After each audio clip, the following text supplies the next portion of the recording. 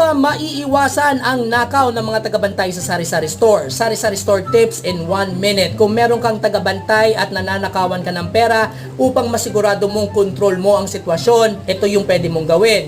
Yung una, magtalaga ka ng CCTV camera nakafocus sa kaha mo at nakafocus sa customer mo. Meron ng mga murang ganyan, 1,500, 1,200. Pwede yan para nakikita mo yung movement sa tindahan.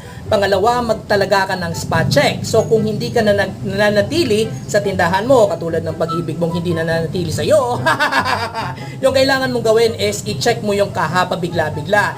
I-timing mong hindi pareha yung oras ng pagpunta mo pag nag-spot check ka ng kaha, iba-ibang oras upang manatili sa utak nila na kahit anong time pwede ka mag-check, may iwasan nilang magnakaw.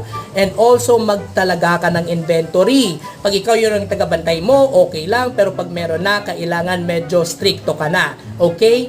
Have a good day!